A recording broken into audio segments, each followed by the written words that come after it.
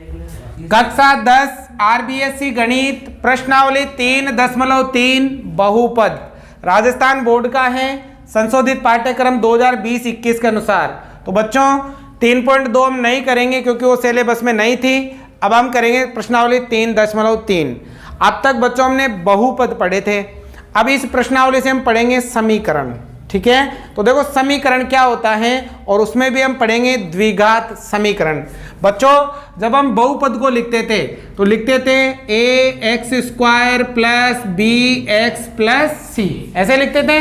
अगर बच्चों इस बहुपद के बराबर में जीरो लगा दे, बराबर में क्या लगा दें, तो ये बन जाएगा द्विघात समीकरण। क्या बन जाएगा, द्विघात समीकरण। ठीक है, तो द्विघात समीकरण किस रूप का होता है, ax² plus bx plus c बराबर 0, जहां पर a, b और c वास्तविक संख्याएं हैं, मतलब इनकी जगह पर गणितीय नंबर आएंगे। ठीक है, अब देखो सवाल क्या लिखा है। पहला, निम्न समीकरणों की जांच कर बताइए कि क्या ये द्विघात समीकरण है। ये जो समीकरण दे रखे हैं इनकी जांच करके हमें बताना है कि क्या यह द्विघात समीकरण है या फिर नहीं है। अब बच्चों द्विघात समीकरण में अगर सबसे बड़ी घात कितनी आई, 2, और पीछे बराबर में 0 या कुछ अंक आया तो द्विघात समीकरण होगा, अन्यथा द्विघात समीकरण नहीं होगा। इनको हल करेंगे, हल करने पर सबसे बड़ी घात कितनी आनी चाहिए, 2 आनी चाहिए। ठीक है ना, तो देखो सबसे पहले ये वाला लेते हैं, पहले इसको हल करेंगे बच्चों।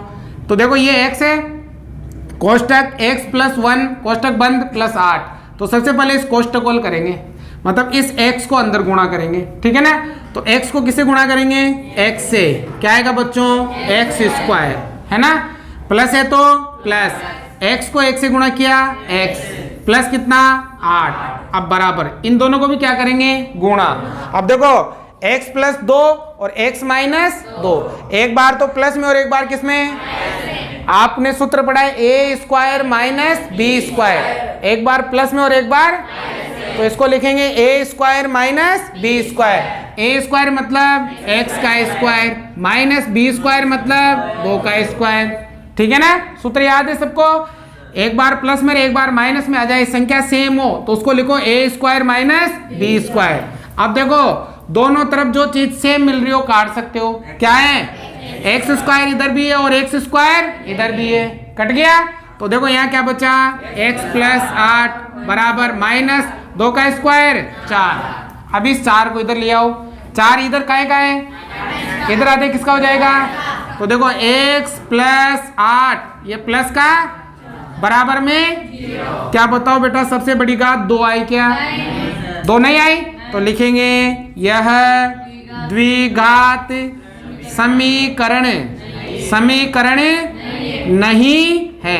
बस सिंपल ये बताना है आपको, ध्यान रखना है सबसे बड़ी घात कितनी आनी चाहिए और बराबर में क्या आना चाहिए, तो द्विघात समीकरण होगा, अन्यथा द्विघात समीकरण नहीं होगा। देखो दूसरा वाला भी देखेंगे, यहाँ बच्चों x प्लस 2 की घात 3 बराबर x की घात 3 माइनस 4। अब ये भी बताना है कि द्विघात समीकरण है या फिर नहीं है। देखो बच्चों यहाँ सूत्र लग रहा है आपके a प्लस बी का whole cube, a plus B का होल क्यूब। बेटा ये सूत्र कैसे खुलता है, ये खुलता है a cube plus 3a² b plus 3ab² plus b³।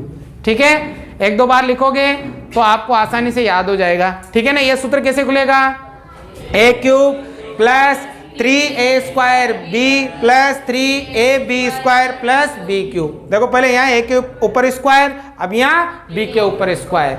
ठीक है ना, अब देखो मान लिखेंगे भाई यहाँ पर, बताओ बेटा a का मतलब x, b का मतलब a की जगह तो क्या लिखेंगे और b की जगह 2। ठीक है ना, तो लिखो सूत्र में, देखो a का क्यूब मतलब बच्चों x का क्यूब आ गया, प्लस है तो सूत्र में 3 इंटू a का मतलब x का स्क्वायर आएगा ना, इंटू b का मतलब 2, प्लस है तो प्लस 3 का, इंटू a का मतलब x, इंटू b का मतलब b के ऊपर स्क्वायर है, 2 के ऊपर भी प्लस b³ मतलब 2 का क्यूब, और बराबर में क्या आएगा x की घात 3 माइनस का 4। ये वाला तो हमने इस सूत्र के द्वारा खोला है, ठीक है। अब दोनों तरफ सेम नंबर हो तो काट सकते हो। x की घात 3 यहाँ भी है और x की घात 3 यहाँ भी है, दोनों प्लस के थे, समान चिन्ह होने चाहिए तभी कटेंगे, ठीक है ना। अब इनको हल कर लेंगे बच्चों। देखो यहाँ गुणा में 3 दूनी 6 को x स्क्वायर से किया तो 6x स्क्वायर आ गया। अब यहाँ देखो 2 का स्क्वायर 2 दूनी 4 तियां 12 को x से गुणा करेंगे तो 12x। अब 2 की घात 3 मतलब 2 गुणा 2 गुणा 2 दूनी 4 दूनी 8, ये माइनस का 4 इधर ले लो, किसमें आ जाएगा बराबर में 0।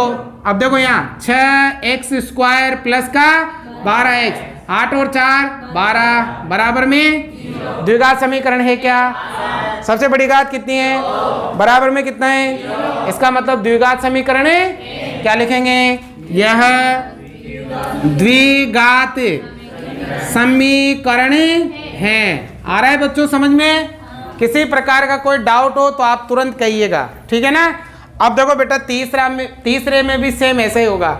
सबसे पहले देखो ये वाला x square plus 3x plus 1, देखो ये तो हल हो रहा है ऑलरेडी, लेकिन यहाँ देखो x माइनस 2 का होल स्क्वायर, यहाँ सूत्र लग जाएगा a plus a minus b का सूत्र याद करो। बीजगणित के सभी जो सर्वसम्मिकाएं हैं ना, 4 5 6 सर्वसम्मिकाएं, ये अच्छी तरह से याद कर लो। आपको सभी सवाल यहीं पर नहीं, इन सूत्रों का प्रयोग और प्रश्नावलियों में भी आपके होता है। तो बच्चों यहाँ हम सूत्र लगा देंगे a माइनस बी का A square minus 2ab plus B square, ऐसे खुलता ही है, ऐसे खोलेंगे हम इसको। देखो यहाँ तो क्या है, पहले तो सेम लिखो, x की घात 2 प्लस 3x प्लस 1 बराबर है तो बराबर। अब इसको खोलेंगे सूत्र की सहायता से। a का मतलब b का मतलब 1 की जगह क्या लिखेंगे भाई? माइनस है तो 2 का इंटू a का मतलब इंटू b का मतलब 2, सूत्र में माइनस नहीं, सूत्र का ध्यान है, प्लस है तो b स्क्वायर मतलब 2 का, दोनों तरफ कोई चीज सेम है क्या? एक्स स्क्वायर यहाँ भी और एक्स स्क्वायर दोनों प्लस के, एक्स स्क्वायर से एक्स स्क्वायर क्या बचा बेटा? 3x plus 1। अब इधर देखो 2 दूनी 4 को 1 से क्या तो किसका? माइनस का, और प्लस 2 दूनी सबको इधर ले लेंगे, माइनस का किस में आएगा और प्लस का किस में आएगा?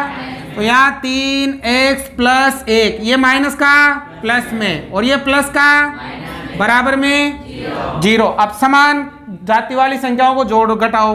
देखो 3x किसका? 4x किसका? 3 और 4 7x है ना। 4 किसका? 1 किसका? तो 4 में से 1 गया तो किसका बचेगा? बराबर में द्विघात समीकरण है क्या? क्योंकि सबसे बड़ी घात 2 नहीं है, तो हम यहाँ लिखेंगे यह द्विघात समीकरण नहीं है। आगे समझ में? अब देखो ये लास्ट भी आपको ध्यान से समझना है। ये था ना क्वेश्चन, तो ठीक है। अब चलिए भाई शुरू करते हैं।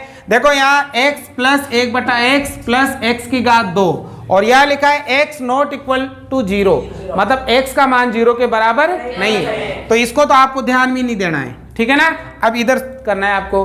देखो बेटा यहाँ आ रहा है, बटे में क्या आ रहा है? अगर बटे में कोई नंबर आ जाए ना तो सबको उसी से गुणा कर दो, सभी को उसी से गुणा कर दो, ठीक है ना। बटे में x आ रहा है तो सबको किससे गुणा करेंगे? x से। तो देखो x को भी किससे गुणा करेंगे? x से। 1/x को भी किससे गुणा करेंगे? और x की घात 2 को भी किससे गुणा करेंगे? x से, ठीक है।